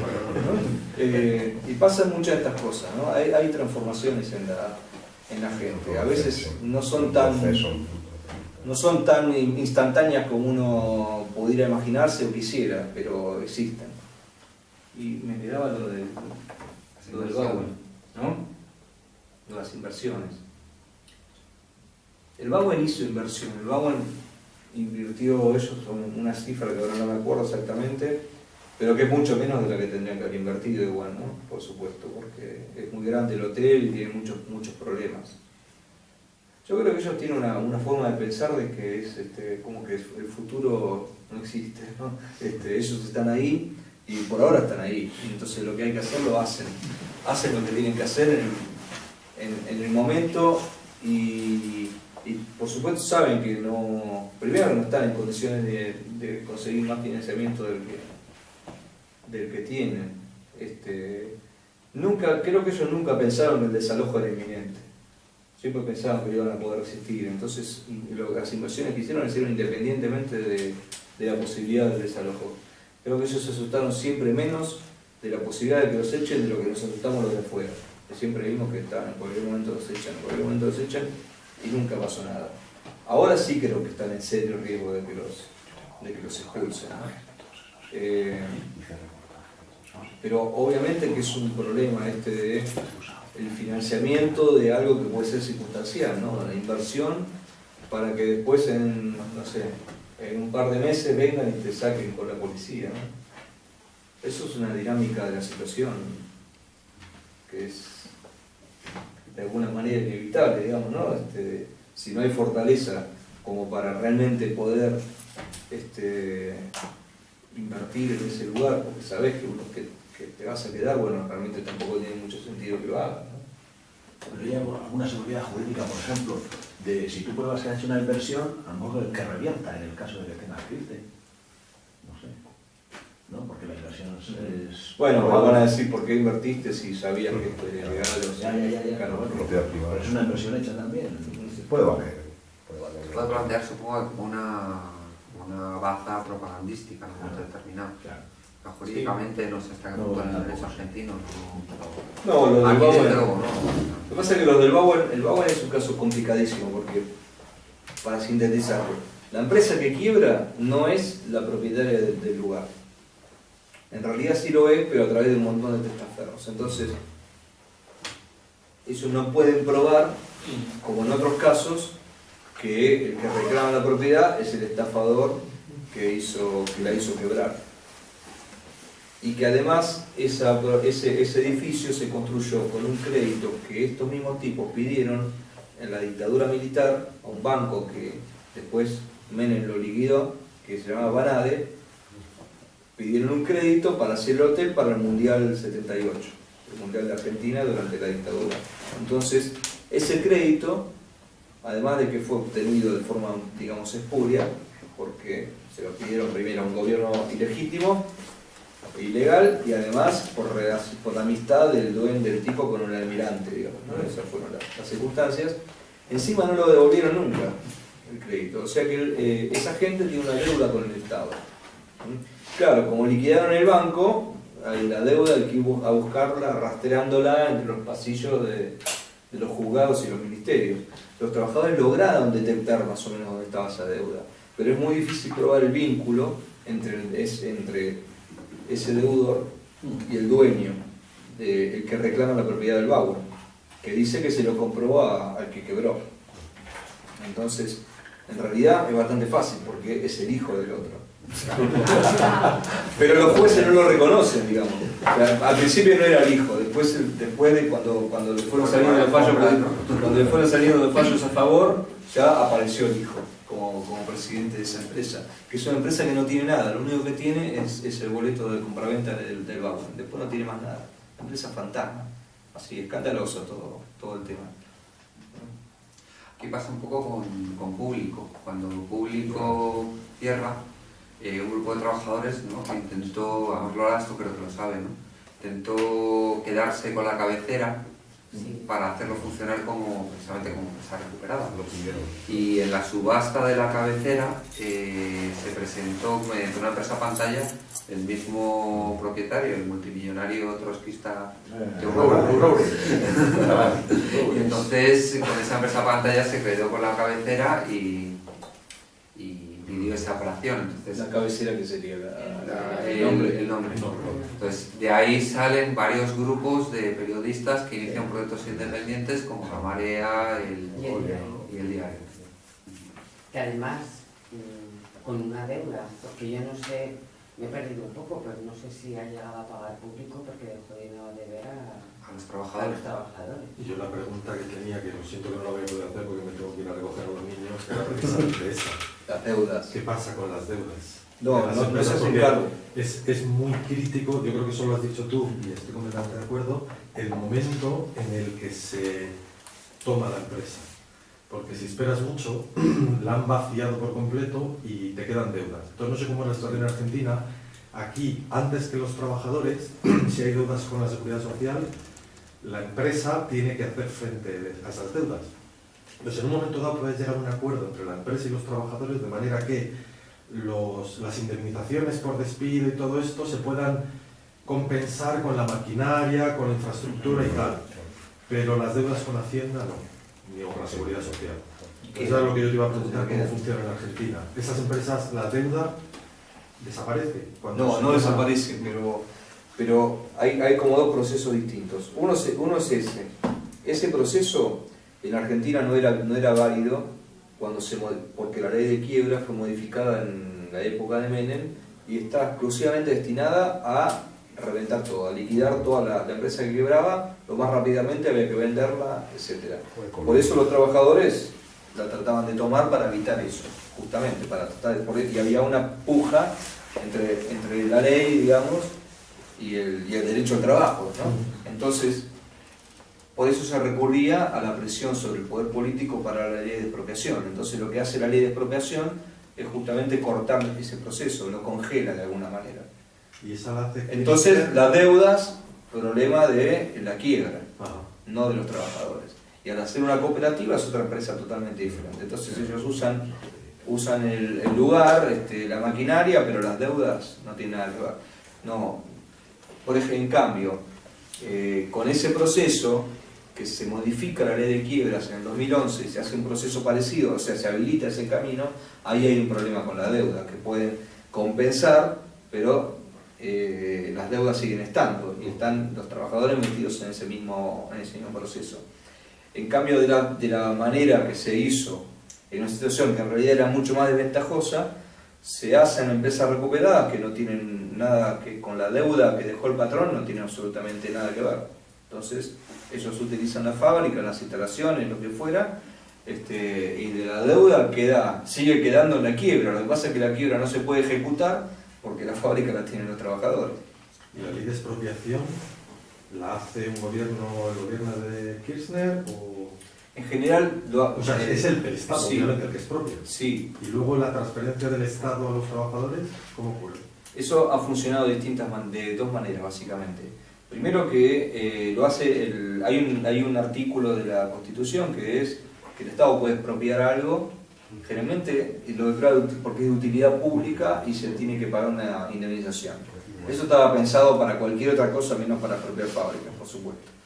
Entonces, una vez que se empezó a utilizar ese mecanismo, a través de las legislaturas de las provincias, no del Congreso Nacional.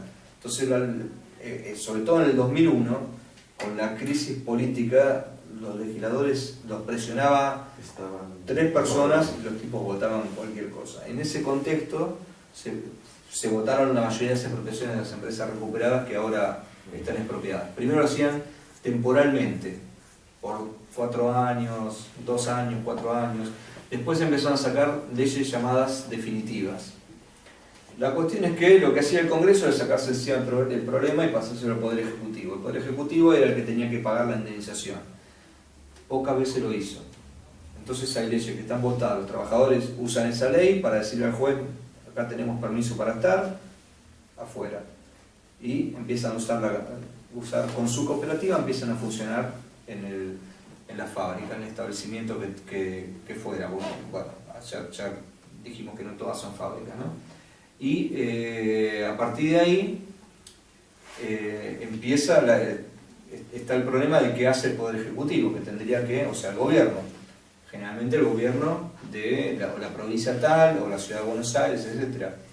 Tiene que hacer una tasación, después tiene que pagar. En las leyes que hablan de definitiva, lo que se suponía que después los trabajadores de la cooperativa tenían que devolverle al gobierno el monto de la expropiación. Los proyectos sean así, pero en 20 años, pongámosle 3 años de gracia y 20 años. Claro. En la gran mayoría de los casos nunca se llegó ni siquiera a pagar la indemnización, entonces queda en una especie de limbo, ¿no? Total. Y hubo algunos casos en la provincia de Buenos Aires que sí se hizo y se pagó con sobreprecio. O sea que hubo algunas maniobras ahí extrañas. Pero y no todas, ¿no? No todas. Esa es más o menos la cuestión. Esas son las leyes que se han usado. El BAUEN nunca logró que la ciudad de Buenos Aires le votara su ley de expropiación por esta cuestión de que no se sabía a quién había que expropiar. Porque el propietario decía que él no había quebrado, que él no tenía nada que ver, que él quebró la empresa que administraba el hotel, pero ¿por qué me van a expropiar a mí si yo no fui el que hizo eso? ¿No? Era mentira, pero el argumento legal lo tenían. Mientras se debate todo esto, Macri gana la primera elección en la ciudad de Buenos Aires, no la de jefe de gobierno, que la pierde, sino gana la mayoría legislativa en la ciudad de Buenos Aires. A partir de ese momento no hubo más posibilidades de meter leyes de expropiación en la ciudad. Algunas pasaron igual, por acuerdos, etc. Fueron canjes de leyes, yo te voto esta, o votas esta otra. Pero la de BAUEN nunca. Y no solamente eso, sino que un legislador del bloque macrista presentó un proyecto de ley contra los trabajadores del BAUEN, que sí fue aprobado. Entonces por eso ellos están en esa situación. Nunca más. Y entonces empezaron a presionar al gobierno nacional para que el Congreso Nacional se expropie. Y se presentaban proyectos y no pasaba nada. En la última semana, antes de irse, el gobierno kirchnerista manda el proyecto de expropiación del BAUEN y no le alcanzó el tiempo para terminar de votar. Se votan diputados, faltan senadores no se votó y están ahí. Tienen media aprobación, media expropiación. Es muy probable que eso no salga nunca, porque por más que el Senado ahora vote la parte que falta, Macri puede vetar la ley. Y ya lo hizo un montón de veces en la ciudad de Buenos Aires. Todas las leyes de expropiación de empresas recuperadas que hubo en la ciudad de Buenos Aires, Macri como jefe de gobierno sistemáticamente las vetó. No veo por qué va a ser algo distinto ahora, que además ya no tiene nada que disimular. Mientras fue jefe de gobierno de la ciudad de Buenos Aires, más o menos era un gobierno de derecha, pero no era una derecha rabiosa, porque tenía que disimular un poco todavía, porque su objetivo era la presidencia. Ahora que está el presidente, que está haciendo desastre, todos los días se echan a 500, 400, 600 personas del empleo público, no creo que tenga ningún problema en vetar la ley del agua. Quiero hacer una pregunta que no tiene nada que ver, perdonadme, pero yo estoy rodeado de amigos argentinos que me dicen, intentan explicarme que a los empleados públicos que están despidiendo, como le llaman los ñoquis. Como yo no soy de allí, no conozco, no puedo contestar ¿Qué nada. te dicen? ¿Que son ñoquis? Ellos me dicen que Cristina metió ñoquis. Los ñoquis son... No comida. Son los que no. Sí, los ñoquis fue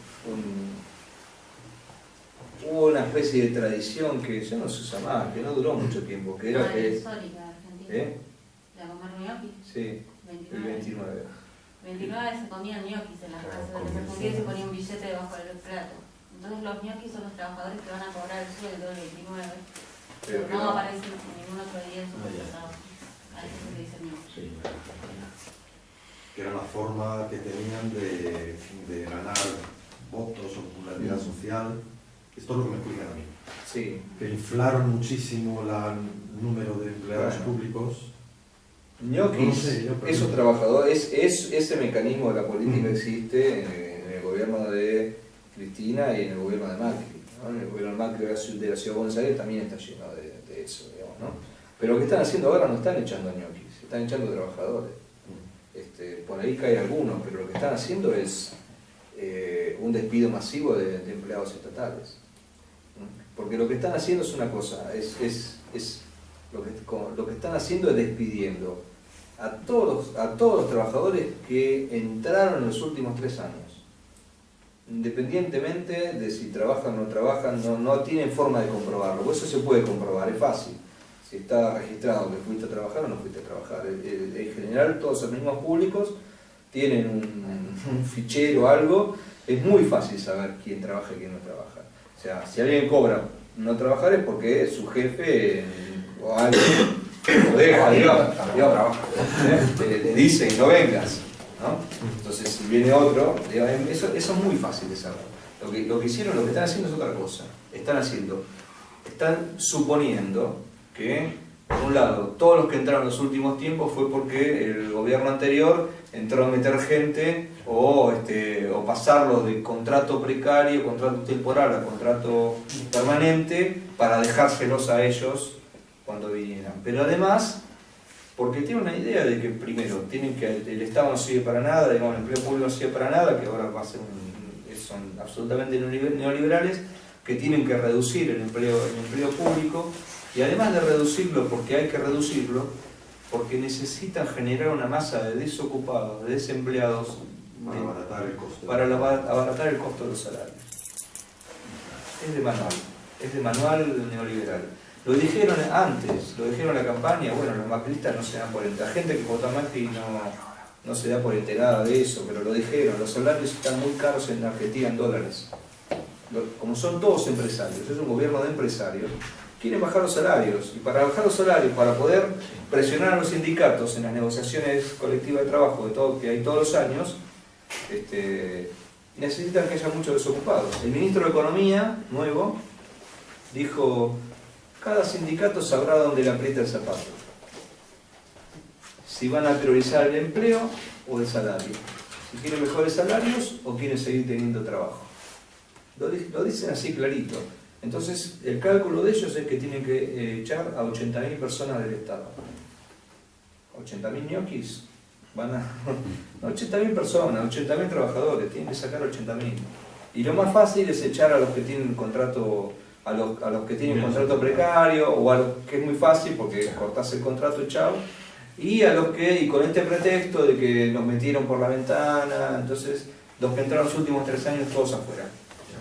Entonces, donde esos trabajadores se lograron organizar un poco y resistir, lograron por ahí que les prorroguen 3 meses más, y los sindicatos de a poco están empezando, algún sindicato con más activismo, otro nada, ¿no?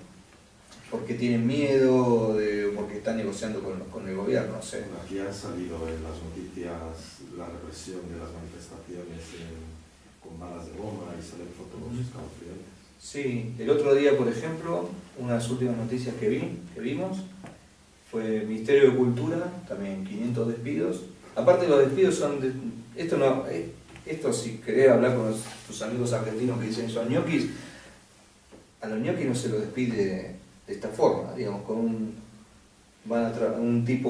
policía en la puerta, seguridad en la puerta, un tipo con un listado, y la gente va a entrar, llega para su trabajo, le dicen, a ver, nombre, no estás en el listado, a partir de ahora no tenés que venir más. El ñoqui no va a trabajar. Entonces, si para despedir a los supuestos ñoquis lo hacen de esa forma, no están despidiendo gente que trabaja, digamos. Te puede gustar o no lo que hacen. Otra cosa que están haciendo es que, por ejemplo, en vez de decir, vamos a acabar con el programa de asistencia a víctimas de la violencia de género, porque somos fachos y no nos interesa, no nos importa ese programa. Como no lo pueden decir públicamente porque queda mal, lo que hacen es echar a todos los que trabajan en ese programa. O a los que están había también otro programa de seguimiento a los juicios por genocidio, ¿no? De derechos humanos. Había un programa de gente que asistía a los fiscales que estaban en las acusaciones a los criminales de la dictadura.